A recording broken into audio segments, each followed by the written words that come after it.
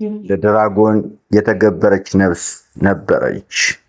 ሰላም ጤና ይስጥልኝ። የቤሩት ሰዎች ስለ ተረኛዋ የድራጎን ግብር እየተነጋገሩ ነው። ከንጉሱ ልጅ በቀር ማንም የለም በማለት በእርግጥም ሴት ልጃቸውን ለድራጎን እየገበሩ ከኖሩ በኋላ የአገሪቱ ሴት ልጆች አልቀው ትኩረት የተደረገባት የአገር ገዢው ልጅ ብሩክታዊት ብቻ ናት። በእርሷም ብትሆን የመኳንንት ቤተሰብ ወይም የመስፍን ልጅ መሆን ከድራጎን እንደማያድን የተረዳች ይመስላል። በዚያች ሀገር ሰው ሆኖ መፈጠር እየረገመች ሞትን ከመጠበቅ የዘለለ አቅም አልነበራትም። መቼም ለጣዖት መታመን ዕዳው ብዙ ነው። ግብሩ ከጎደለ አምላኪው ከየት ማስፈጭተው መሆን አጋጭቶ ካላበላ አስተኛም። ነገስታቱ ከወገናቸው ጋር ለድራጎን ታምነው ሲታዘዙ፣ ሲገዙ፣ ሲሰግዱና ሲያሰግዱ ኖረዋል። ብሩክታዊት የጣዖቱ ስርዓት አባዎች ለድራጎን ግብር ትሆን ዘንድ ጫካ ወስደው አስቀመጧት። መቼም ነፍስ ያለው ሰው ላለመሞት መፍጨርጨሩ ተፈጥሯዊ ስለሆነ ከዛፍ ተንጠልጥላለች። ድራጎን ከአሁን መጥቶ ይበለኛል በሚል ፍርሃት እየቃጠተች ሳለ ሰማዕቱ ቅዱስ ጊዮርጊስ ተመለከታት። ትውልዱ ልዳ ነው። አባቱ በልጅነቱ መሞቱን ተከትሎ በወቅቱ ከነበረው መስፍን ጋር በግብረ ገብ ትምህርት አድርጓል። ከመንፈሳዊ ትምህርት ጎን ለጎን በመሳፍንት ደንብ ውትድርና ሰልጥኗል። ጊዜው የሚጠይቀውን ፈረስ ግልቢያ፣ ቀስት ውርወራና አውሬ ማደንም ተለማምዷል።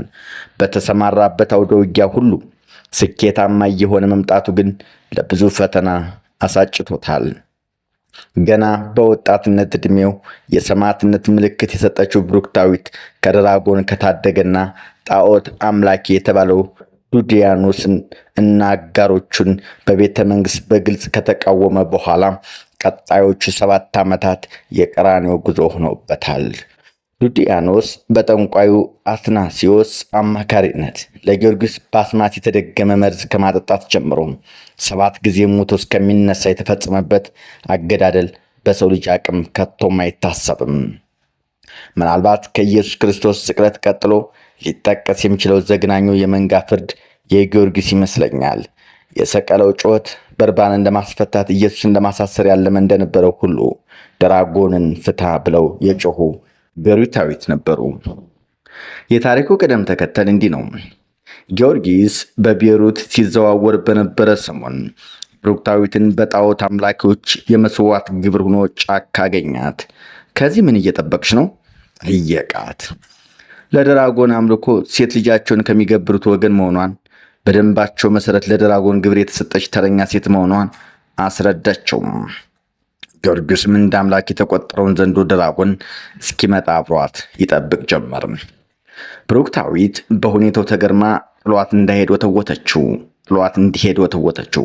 በእርግጥ ጊዮርጊስ ካጠገቧ እንዲርቅ የፈለገችው መሞት መልጣ ሳይሆን በሀገሯ ታሪክ ለድራጎን የተገበረች ሴት መሞቷን እንጂ መዳኗን ስለማታውቅ ነው።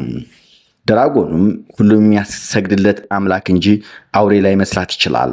በአሰቃቂ ሁኔታ በዘንዶ መበላት ባትፈልግም ከዛፍ ዛፍ እየተንጠለጠለች ራሷን መከላከል አልፈለገችም።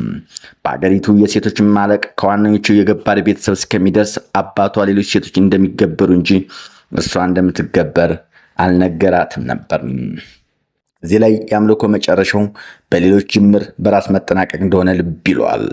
አገርና ሕዝብ በሸብረብ አውሊያ ይናጋል። ቤሩት በመንፈስ ተናውጣ ነበር። ለውጥ ያለ ነውጥ፣ ነፃነት ያለ ተጋድሎ አይገኝም። የጣዖት አምላኪዎችና የክርስቲያኖች ግብግብ የሃይማኖት አብዮት አስከትሏል። ድራጎን በግብር ሰዓቱ ጫካውን እየጣሰም ሲሄድ ለወትሮው መልካም ሴት ብቻዋን አልጠበቀችም። ፈረሰኛው ጊዮርጊስ ከጎኗ ነበር። አምነው የገበሩለትን ሴት አልፎ ወደ ጊዮርጊስ ለጥቃት ሲዘረጋ ጊዮርጊስ በታመነው እግዚአብሔር ኃይል አሰረው። ብሩክታዊትም ለመሞት ካመነችበት ይልቅ የዳነችበትን መንገድ ለማመን እየቸገራት ድራጎን እየጎተተች ወደ አደባባይ አመሩ። ከተማ ሲደርሱ ሕዝቡ ቀፎ እንደተነካ ንብ ተበትኖ በፍርሃትና በድንጋጤ ተተራመሰም። አምላክ ያሉት ድራጎን በሽንፈት ሜዳ ተደፍፎ አዩት። ለመደበኛ ግብር የተሰወችው ብሩክታዊትንም በሕይወት ተመለከቷት። ምን አይነት ታምር ተፈጥሮ ነው ሲሉ እርስ በርስ ተነጋገሩ። በእርግጥም አምላኬ የሚሉት ዘንዶ ተዘፍልፎ ማየት ለዘች ሀገር ሕዝብ ታምር ነበረ። ታምሩን ማቋቋም የተሳናቸው ጊዮርጊስ ሊያስፈጀን ነው ብለው ሸሽተዋል። ደመነፍሳዊ ድፍረት ያገኙትም ደግሞ አምላካችን ስለምን አመጣህብን የሚል አቤቱታ ማሰማታቸውን በሰማዕቱ ገድል ተዘርዝሯል። ለድራጎኑ ጠበቃ መቆማቸውን ምቱ እንደ አዘገየው መሰል ቤሩት እንደ ኢያሪኮ ግንብ ተንቀጠቀጠች። አምላካችን ስለምን አመጣህብን? ፍርሃት መሰል ጥያቄዎች አስተጋባ። ጊዮርጊስም ራሱን ማዳን ያልቻለ ለእናንተ አምላክ አይደለም እያለ ሰበካቸው። በሽንፈት ታስረው እየተጎተተም ቢሆን አምላካችን አንተውም አሉት። ፈቶ ቢለቀው የቁጣው ማብረጃ እንደሚያደርጓቸው ያውቃሉ። ግን የለመዱትን ሰይጣን መረጡ። ለውጥ ያሳያቸው ጊዮርጊስ አብዝተው ተቃወሙ። ፈሪ ሕዝብ ከለውጥ ይልቅ በነውጥ እየተናጠ መኖሩን ይመርጣል። በፈተና የሚጸና ሰው የተባረከ ነው እንዲል መጽሐፉ። ጀግና ሕዝብ የአንድ ሰሞን ፈተና ተጋፍጦ ዘላለማዊ አሸናፊ ሆኖ ለመውጣት ጸንቶ ይታገላል። ይህን በቅጡ ያልተረዳ ደግሞ ለገዳዩ እያደገደገ ይኖራል። በሩታውያን በመስቀል የታሰረው ድራጎን ተፈቶ እንደገና ሴት ልጃቸው እየገበሩ ለመኖር የፈቀዱት ለዚህ ነው። ብዙ ከተምታቱ በኋላ ሐሳባቸውን ቀየሩ መሰል። እሺ ልትገለው ከቻልክ እምነታችን አንተ በምታመልከው አምላክ እንለውጣለን ሲሉ ቃል ገቡለት። እንደወደዱትም አደረገላቸው። ድራጎን ለዘመናት ልጅ የገበሩለት ድራጎን ከታሪክ ገጻቸው ነበር ተብሎ ተጻፈ። ብሩክታዊትም በጊዮርጊስ ገድል ውስጥ ጎልታ ትነበባለች።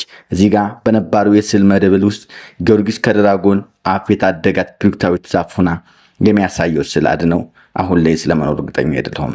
ከጥንት የሥነ ጥበብ ታሪክ ውስጥ ግን ስነ ስዕል በኢትዮጵያ ኦርቶዶክስ ተዋሕዶ ቤተክርስቲያን ጉልህ ቦታ ይዟል።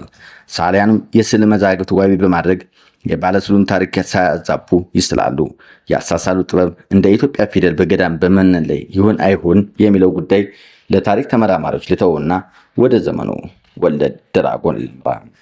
በነገራችን ላይ ጊዮርጊስ በቤተ መንግስት ክርስቲያን ነኝ እንዳለው ሁሉ ኢትዮጵያንም ኢትዮጵያዊ ነኝ በማለታቸው ብቻ ዋጋ ያስከፈላቸው የዘር ፖለቲካ ከድራጎን ያነሰ አይደለም።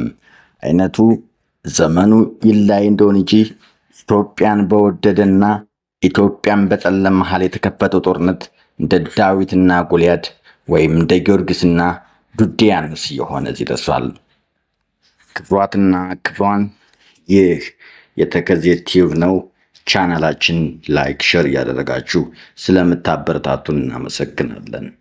ተከዜ የምንጊዜ ምርጥ ሚዲያ። በሬ ወለድ እንደ ወሎ ንፋስ ዝም መወላወስ ነው። ለዚህም ሀገር በፖለቲካ ስር መውደቅ በግልጽ እየታየ ነው። ፖለቲካ በሀገር ስር ቢወድቅ ኑሮ አጀንዳው ስለ ልማትና የስራ ጉዳይ በሆነ ነበር።